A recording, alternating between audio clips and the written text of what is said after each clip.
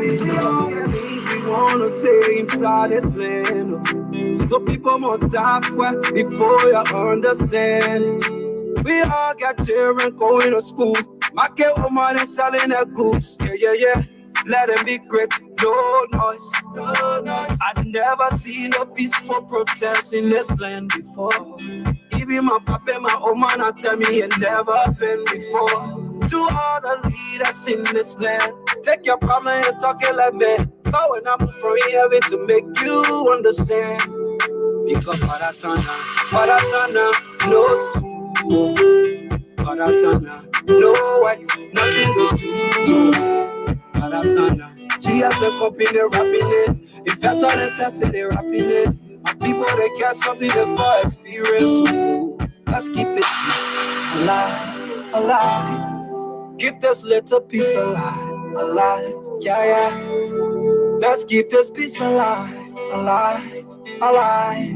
Keep this little piece alive. Oh yeah, Papa. I wonder you can hear me say, oh, Papa. I wonder you can hear me. All kind of people talking, say the country bread new. I pray the people to fire the people with turn elect new. We all are trying to move ahead. Some people say we might not get there because confusion can butter their bread. If I go tell myself, jump inside the street, anything happen to me, my family will grieve. If I go tell myself, jump inside the street, something happen to me, you and your family will leave. Because Paratana, no peace. Paratana, no ma, everything free. Paratana, we be looting with beer, killing and shooting with beer too. Let us learn from the past.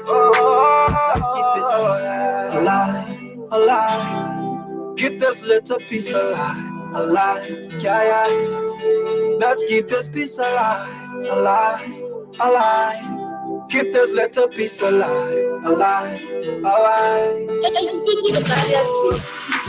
Papa, okay. I wonder you can hear me say, Papa, I wonder you can hear me say. I'm gonna go for peace, don't even stop me. You are tired of war, let us invite peace. No fighting, no undermining. Keeping the peace in a nice surrounding. Don't like to hear what people say they want to demonstrate. Not got no money, they want to feed the benefits. People stop determining now what is the benefit. So my people say no to violence, demonstration, all that thing, and not our motherland. That you one day we gonna prosper, keeping the peace in the city and every villages. Nobody, man, I can't tell you something negative. Politician, qualification, we can work together using multiplication. Okay, united we stand, no one division. That whole hands together to save the motherland. Let's keep this peace alive. Keep this little piece alive. Yeah. Let's keep this peace alive. Keep this little piece alive. Oh yeah, Papa, I wonder you can hear me say, Papa, I wonder you can hear me say, Papa, I wonder you can.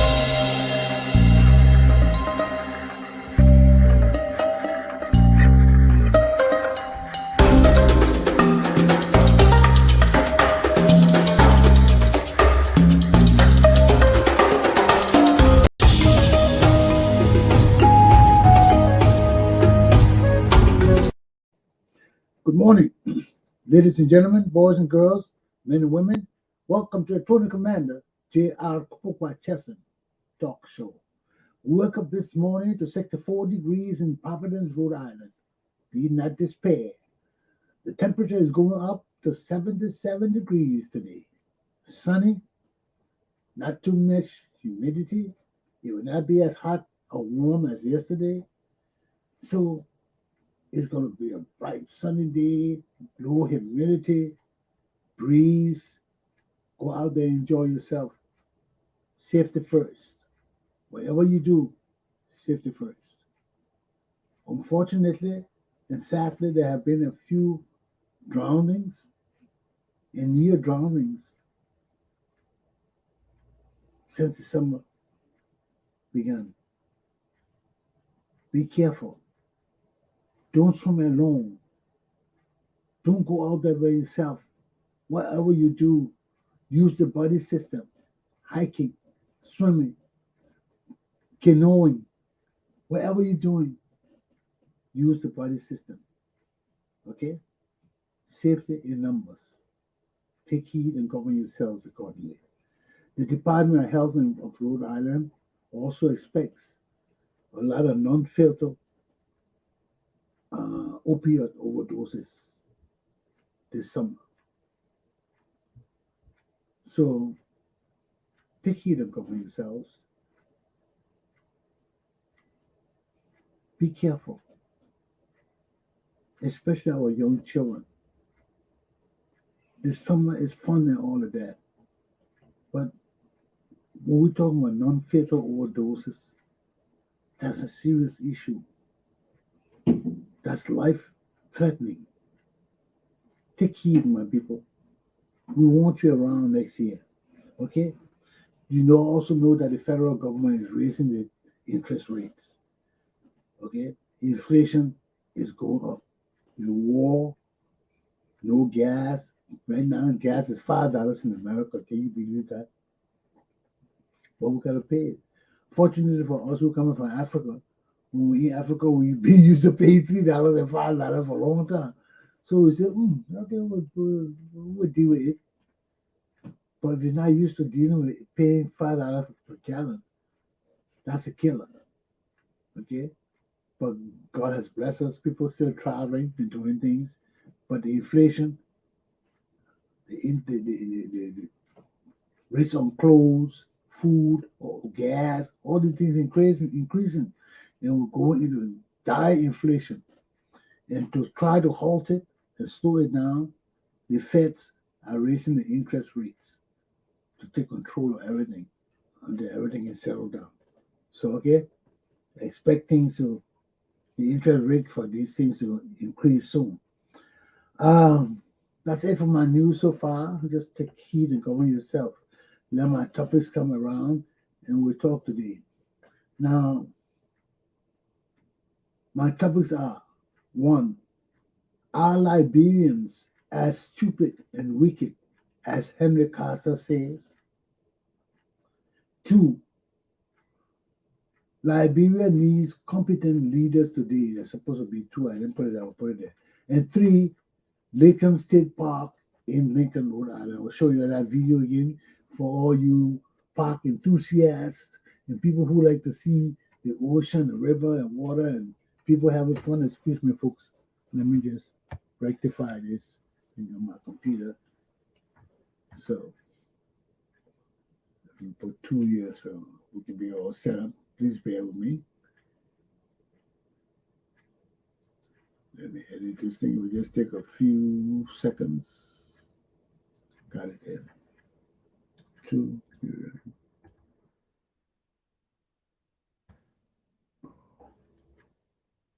Put the 2 before Liberia.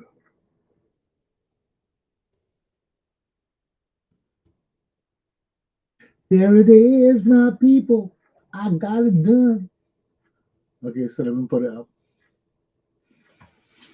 I know on the outside board you will not be able to see the 2, but yeah, at least when you come, you'll be able to see it. Number 2, down. So I did on my topics. Let me take a sip of my coffee and come back. We'll start my class as soon as we get back. Okay? Please bear with me.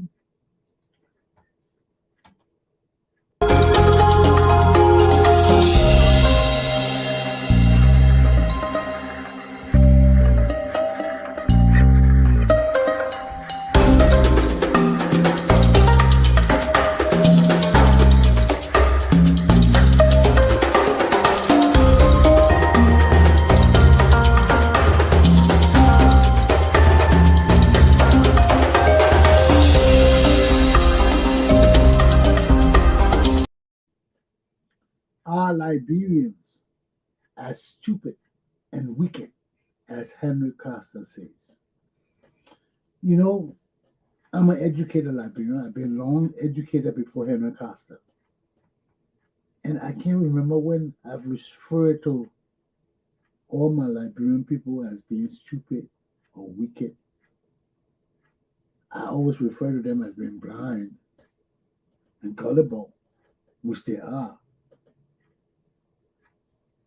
Is that the same thing as stupid? To some extent, yeah. But not all our people are stupid and wicked. It's the people that in power. Our leaders in power are stupid and wicked. Why are they stupid? Because many of the people leading our country today don't know the law, don't know, don't understand the code of conduct. And for people who can't read and write, people who have no sense of understanding written documents, many of the people in our House of Legislature are illiterate. They can't read and write. Some of them can read, but they have no comprehension. Our country is in dire straits. Because of that, people stealing from our country so bad. Everybody's stealing. Utensil, people stealing. Look at Costa was just talking about the all black yesterday. So everybody not, all Liberians not stupid and wicked. I've always thought that my people are some of the smartest people on this earth. It's just that our leadership is so terrible. From time immemorial, our leadership has been terrible. We know that our country was founded by ex-slaves who never really understood the dynamics of democratic leadership. So when it came, they had a good sense of wanting to free themselves and giving people the chance to vote and all of that. So when they formed all these, when they formed the country, they had to experiment. They had to experiment. First of all, they didn't include the rest of the indigenous people. They kept Monrovia and the Titans, whatever settlements they had in Monrovia. You all know them. I'm too Americanized, I think with Titan settlements. But whatever settlements they had then, they were the crux of the Republic of Liberia. The other people were enslaved people. Rarely. Rarely when you look at it. And as I was listening to Look Like Julia's show this morning, that across Africa, and I heard one of the boys on his show talking about Tottenham, how he stayed there for so long, and had the people told to him he didn't bother to build no road from Monrovia to Maryland. All he did was, and he came from Maryland, but all he did was buy his yacht. And instead of traveling by road, he would get in his yacht and travel by the ocean, and he never traveled by road. That's why the roads never got developed from the time we founded. That this very day the road not developed. Why? He never traveled the road. 30 years he was president. He never traveled the roads. But everybody would not have that. My grandfather would have changed that. I was just explaining to my CEO on the Budabor refugee camp how my grandfather was the Speaker of the House of Representatives under Tuckman. And he brought all the chiefs to Monrovia to represent the indigenous people because they were taxing the people. The people were paying hard taxes and they had no representation. And my grandfather was a lawyer. And that's why they poisoned my grandfather, because he was a lawyer and he told them, no, we cannot have the indigenous people paying tax without representation. So they said, okay, yeah, let them form representation. So that's why they built the chief compound in Monrovia on Camp Johnson Road there, right behind, right opposite Monrovia College there, adjacent to Monrovia College. Is the chief compound. I know it's still there. But that way all the chiefs, when they come down for legislative meeting, all of them were in the legislature because they were representative of the people. Then my grandfather started that. They gave all of them cars and everything. And as a young boy, we used to laugh at that. Oh, look at top of all the I didn't know that my grandfather. Not until I was in college and I understood, and I got into law school, and I understood why he did that. Because you cannot tax people without them having a say in the government, whether they're illiterate, whether they're blind, whether they're crippled. Once they pay money to that government, they got to have a say because it impacts their lives and their livelihood. So that was my grandfather insisted that when the chiefs come to Monrovia, and they put all the chiefs in the representative. My grandfather was Speaker of the House. So that's why they was scared of my grandfather. Because he brought all the chiefs, they were in the House of Legislature, he was the Speaker of the House, so they felt that he controlled the chiefs. Even though he told the chiefs that Tubman was the man who set up all this program for them to come and to Liberia, to Monrovia and everything. Tubman them were highly afraid of my grandfather's political ambition. So he was Speaker of the House. So they said, oh my man, come on, leave that Speaker of the House, come be Vice President so he can spearhead this thing with Tubman. And that was the mistake my grandfather made. When he left the Speaker of the House position, where he was secured and safe, and went to serve under Tubman, where they thought he was an enemy, a threat to Tubman's political ambition. And they poisoned my grandfather. And since that day, people been blaming Tubman because Tubman was being so ambitious to be vice president, and he was right next to Kirisworth. So everybody wanted to kill Tubman, but that wasn't Tubman. And I told my boy on the camp too that it was an old Liberian man who told me this thing. He called me, he said, look at Liberian, but he said, Chesson, who you think killed your grandfather? I said, oh, the people said that Tubman. He said, no, you're a lawyer. Think. You're a political scientist. Think. The man knew I was a lawyer, political scientist. I knew him, but I didn't know he knew that much about me. He said, come on, you're an educated man. Think. Who killed your grandfather? Who had the power to kill your grandfather? And he explained the whole story to me. And that's how I understood. And to reinforce that, I told everybody who watched my show that my grandmother,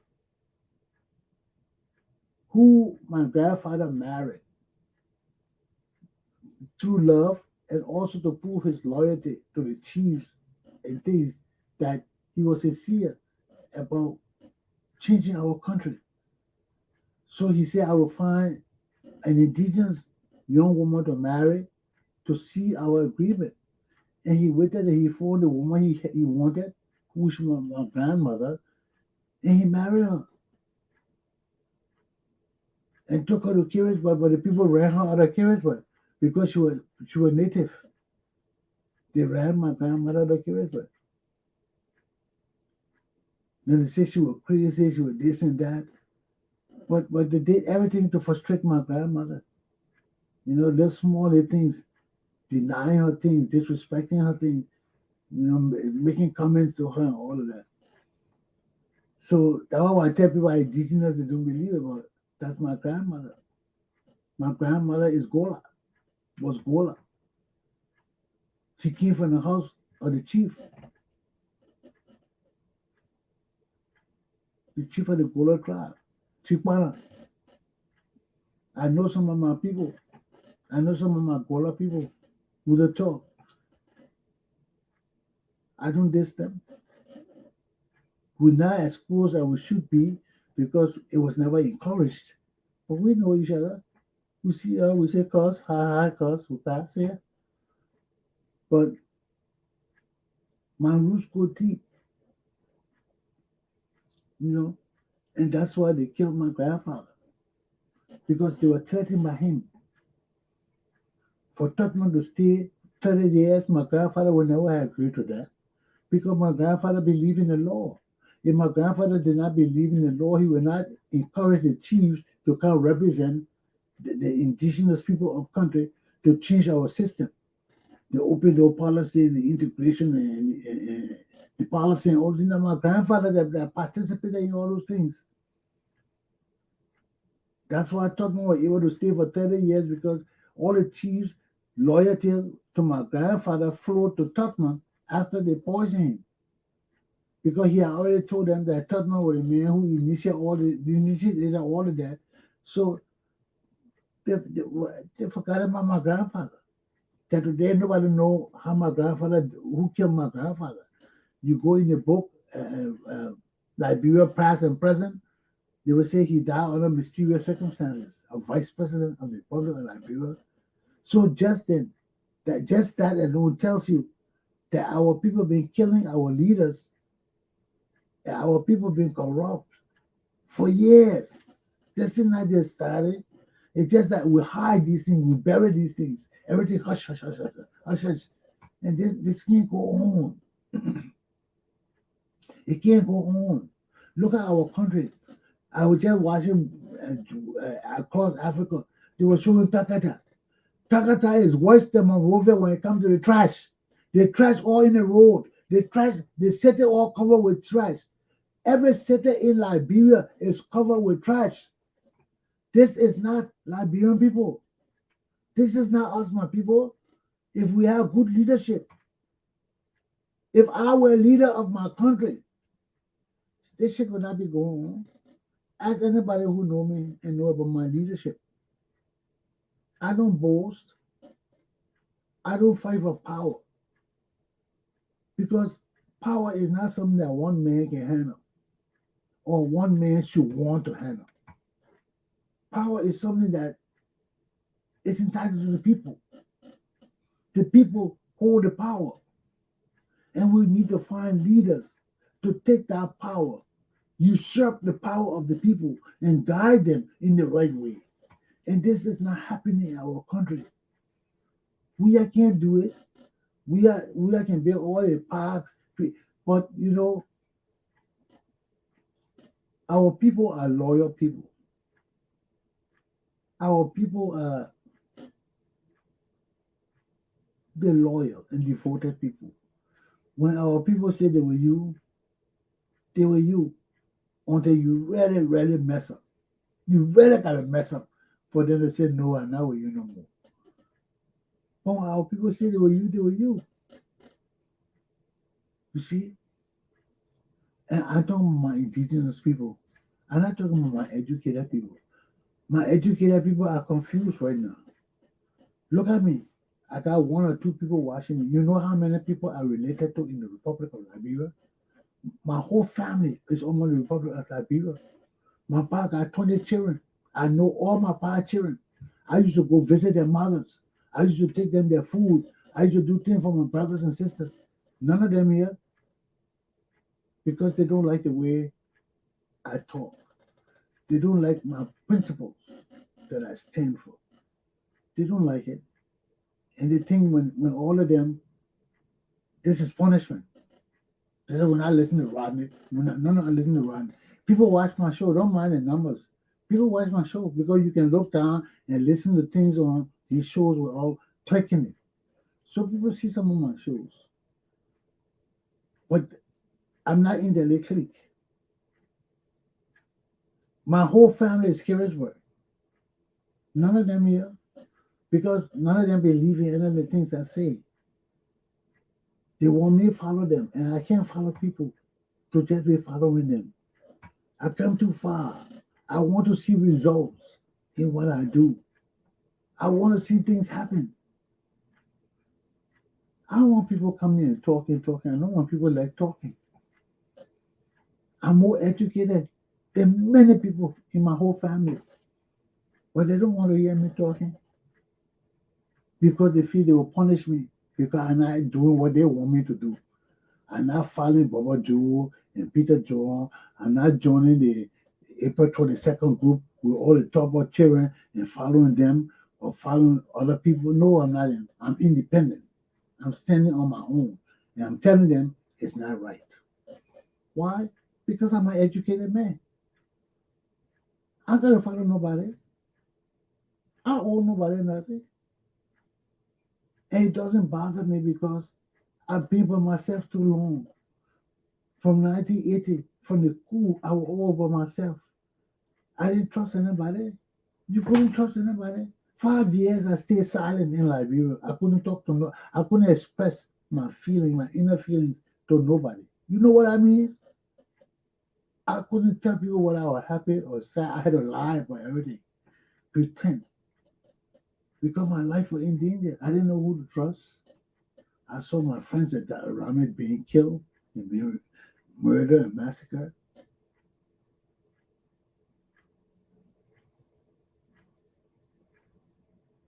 The only thing that saved me, I got a big family. And despite the fact that some of them may have issues with me, we live together, we grew up together. But when I tell my family, hey, this is not a right course, we got to come together. Then they say, okay, we're not coming together. Then they finally say, let's come together. Then when they come together, everybody won't be leaders. Everybody can't be leaders. We got to stop the deceitfulness. You know, people in my family feel that they're my family member. I got degrees, so I'm supposed to support their children. No, that's not it work. And you see that what we first there too. Nobody supported me. Yes, my cousin gave me scholarship. Yes, that's how you do things. You don't support. I don't come and buy your children sneakers and things. I give them gifts if they want to, but I ensure they get educated. If you say have my child with a scholarship to go to school and things like that, that's something genuine. Well, you stay home, you want me to be sending you money to buy your children's school fee, pay your children's school fee, buy your children's sneakers, buy your children's uniform. All of us had the same opportunities. All my opportunities were worse.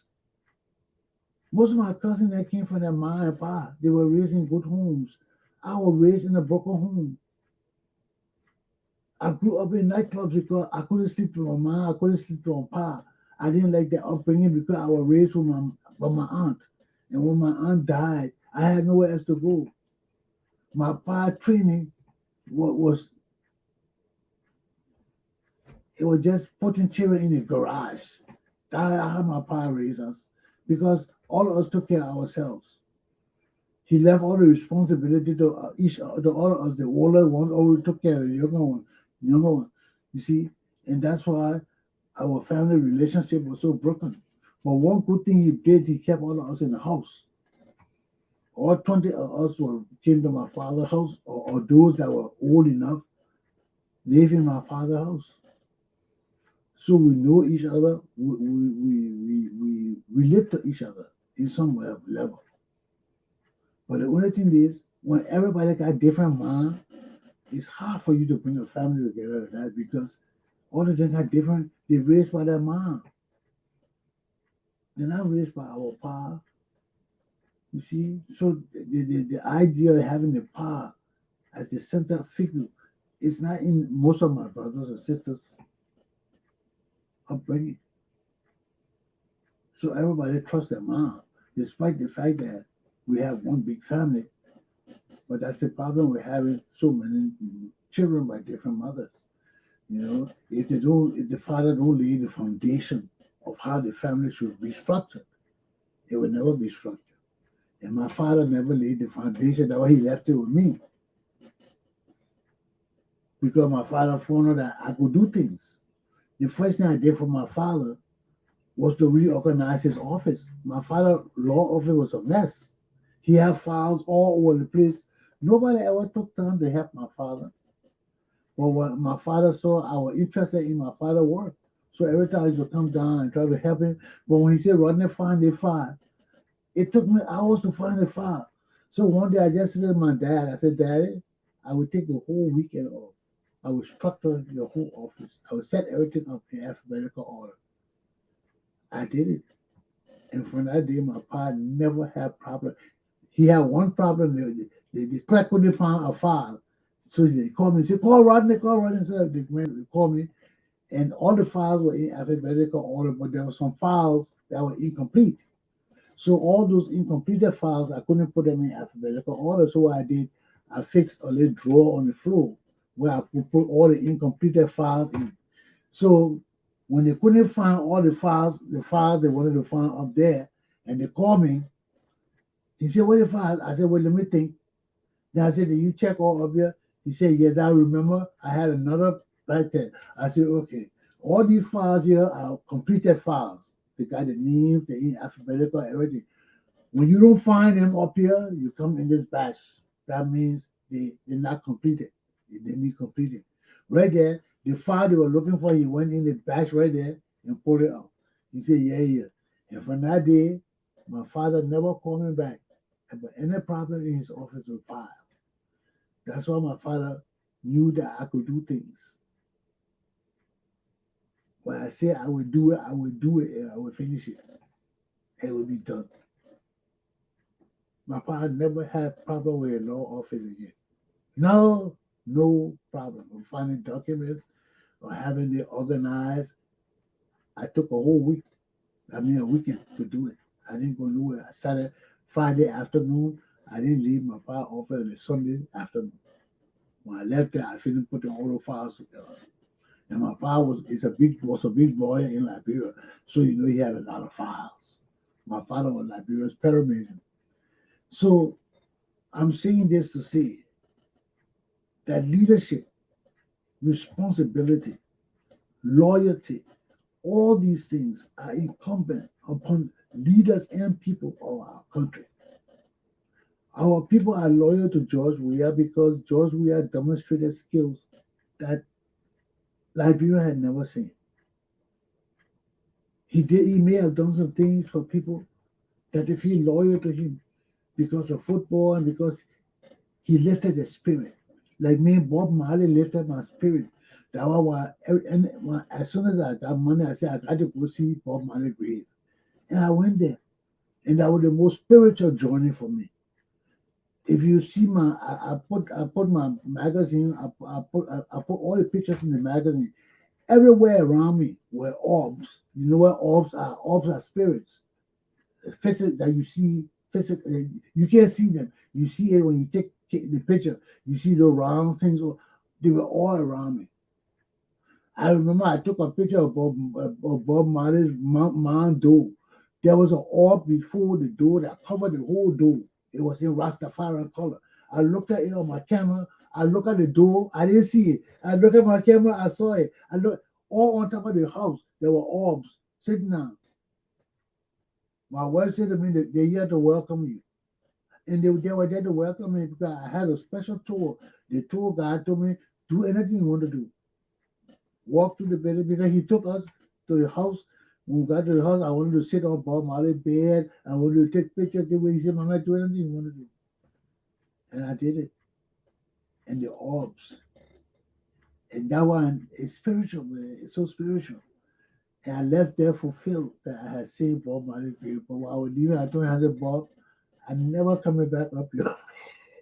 This road is treacherous. I ain't coming back here no more. I've seen enough for you. Bye-bye. And I left. But everything up there was spiritual. And I put everything in my magazine. The orbs, you see all the orbs all over the building. Everything, there were orbs all over the place. So I wanted people to know that this guy was spiritual. When I got there, I didn't believe all the time. I kept saying, I don't believe it. Because when you go to Bob Marley and Rastafarian place, all the people that are religious, so everything that is religious and all of that, blah, blah, blah. So I was saying, oh man, what all of this thing about? Until it was revealed to me that area is a religious area. Spiritual, not religious, spiritual area. And so I'm just saying all of this to say that everything has essence. Everything has meaning. And our country, we've lost that. We got to rekindle that. And we can only do that with good leaders. And the people leading our country today, though we may love them, though we may feel some loyalty to them, they're incompetent. They are buffoons. Not of their own volition. You can't blame them. But it's time for us to get rid of them. All those people that in our legislature and all that, we may love them, but they're not good for our country now. It's time to set our country straight, to do leadership thing. I'm finished with this topic. Let me take a short break. I will start my second topic, which will be short. That will be the end. My topic on leadership I started yesterday. So bear with me. Let me start.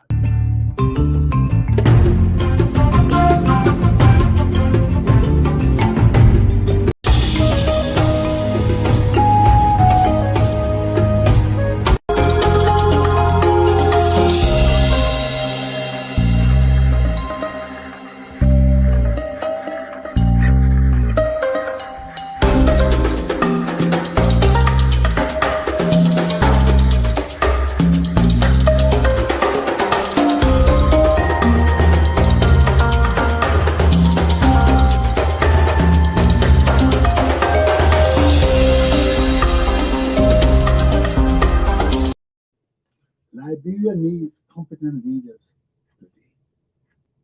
Look at our president George Weah. His presidency is a flop. His football, the football team of the Republic of Liberia is a flop. The football stadium is a flop. The country is a flop. The marketeers' progress and advancement a flop. The security for the Liberian people a flop. You can't blame George Weah. Liberian people took an incompetent and made him president. The only thing we can charge George Weah with is for stealing, because he shouldn't be stealing. So when we catch him, we'll take our money for it. But for his bad leadership, for leading our country down the toilet, we can't do nothing about it. Because the Liberian people knew that this man was ignorant. They knew this man was a dummy. For years he was senator, he didn't do nothing. He ran away from every debate there was, and they still voted for him to be president. So it's the Liberian people's choice. All I'm saying to you, my Liberian people, is enough. It's enough. Our country can't be as run down and dirty and nasty as it is. You people, my Liberian people, are not stupid nor wicked. Yes, we got some stupid and wicked people among us who we need to jail and flog. That's why we have no mercy with them. But the masses of my Liberian people are resilient, hardworking, serious-minded people. But we have lost all of that because our leadership has not encouraged us to reunite all that spirit that is within us. Our leadership does not know how to ignite that spirit of encouragement and motivation within us. So our people follow the weak dogs and the weak leadership. But enough is enough. We got leaders. I don't join those people. I don't want to be president. I just want my people to listen to me. And let's do the right thing together. Instead of getting $5 a year, we can get $500,000 a year. But it's discipline, which I will talk about in my lesson. It's understanding your business. And that's why I started it in the first part, know your business. It continues throughout this lesson. Let's start my lesson because I don't want to go above talking before I go through this lesson.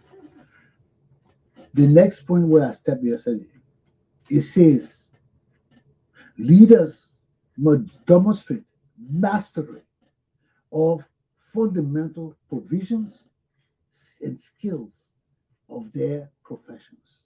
We talk about that. I say, know your business. Okay? Now, they're not saying just know your business. They're saying you must master it. You must master your business. You must understand if there are laws governing your department, you better learn those laws. What those laws say, how it impact your department. You don't have to learn all the laws of the country. But if they say your department was funded because of general law 65.2.3.6, you better go and read that general law and find out what that general law says about your department and know it, and know what it entails, and know how it impacts your function as an agent within that department or a director in that department. So that's mastery. You got to know everything about your thing. You know, you wouldn't believe it, but when I started working in America, I couldn't believe that my buddies them knew every dime, every penny they were making, every minute, every guys were on it, man. Every guys they would put on their phone and say, man, I just made $25 and just that hour. I said, man, you guys just stay on that thing. But they stay on it. They're on their money. They may not have degrees and all the big accolades and things, but they know their money. They know what they're supposed to earn. They know how much they're supposed to earn, and you ain't cheating them. Some of the guys can't even read. But when they pull out their wallet, they got all the hours in there. They got all the amount of money they're supposed to make. So they know their business. They know their business. They are trained to be officers.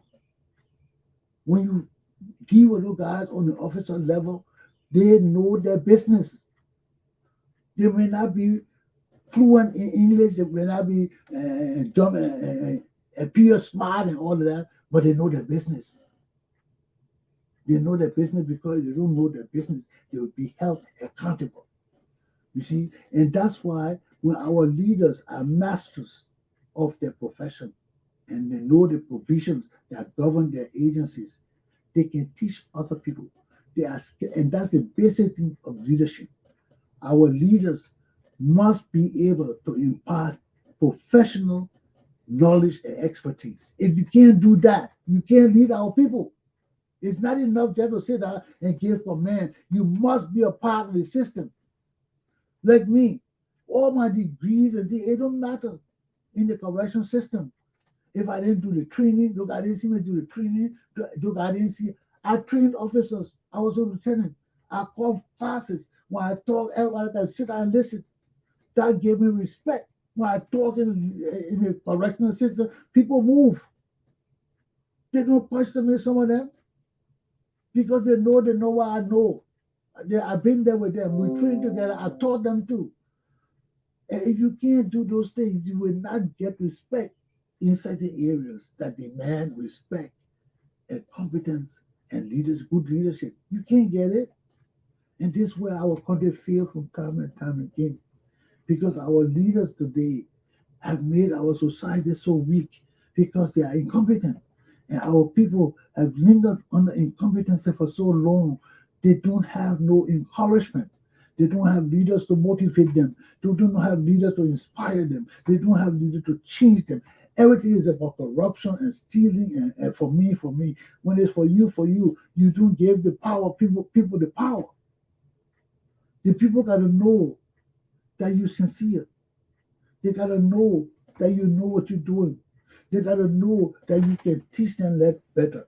And let's get to the second one. We talk about the mastery of your provisions and the law and everything you do about. Now, one of the other basic things is setting examples. The leader got to know how to set example. It says leaders are people with the highest values of civil and professional standing. They're supposed to be those kind of people. Not just anybody you take on the street and make them leader. They must encourage the same in others. So if you understand what leadership means and you are inspired and encouraged and motivated to lead, you will encourage the same thing in other people. You inspire other people to rise to leadership. You inspire people to stand up. And leaders must be selfless. You must be willing to serve and volunteer. You can't be scared and say, I will not serve. The mission is the fulfillment of the mission is a primary thing. It says here that leaders take pride in selfless dedication of themselves to service to ensure the success of the mission. The leaders must be selfless. You can't be selfish. That's what you see in the army. People that volunteer. They say we need volunteer people. I will do it because it is a part of leadership. The mission must be accomplished. And for the job to be accomplished, the mission is a job. For the job to be accomplished, people must ensure that they are capable and selfless. They are patriots who will step to the plate when we need leaders. They will step to the plate. So leaders are selfless. Okay? They are held to high standards and and all their actions should set personal and professional examples for others to emulate. So everything you do must be to set an example for others to follow. So leadership comes with responsibility. And before I close on this topic, One of the most fundamental aspects of leadership is discipline. They say it right here. Set and enforce standards.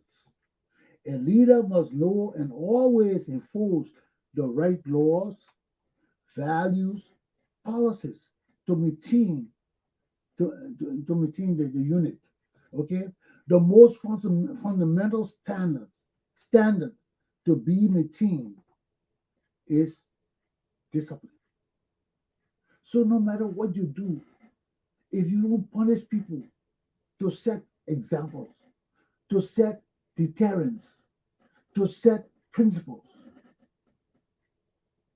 levels of tolerance, the organization will fail.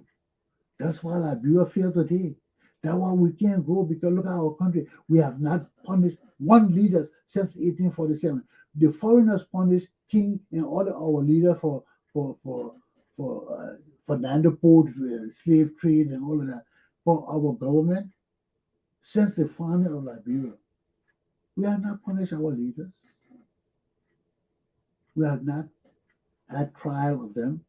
We have not put them in jail for long periods of time for corruption, nor have we impeached them because of their wrong behavior.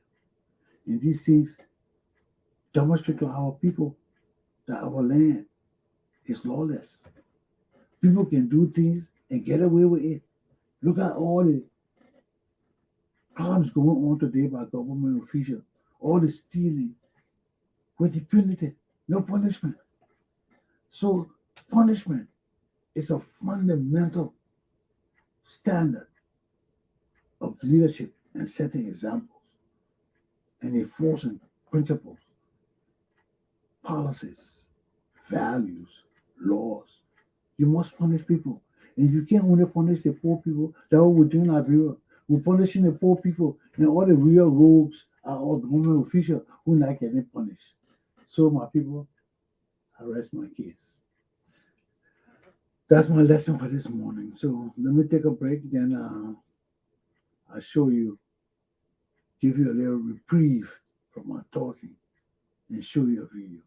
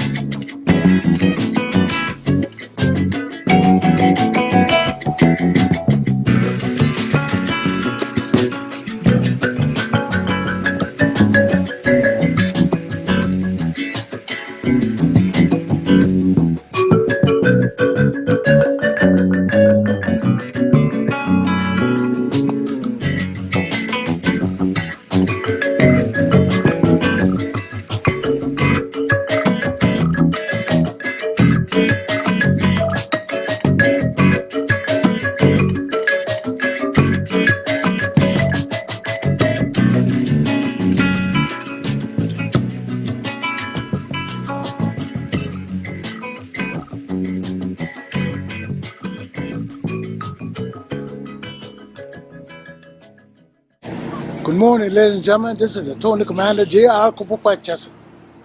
I'm at Lincoln Woods in Lincoln, Rhode Island. This is a vacation spot, a lake and a park where people come to enjoy the water, to jet ski, to canoe ride, to what else to do here? They do a lot of things here. Come and check it out. It's a fun spot. They have water sports, they have land sports. This is a park. It's Lincoln's Park, Lincoln Woods in Rhode Island. Come on and check it out.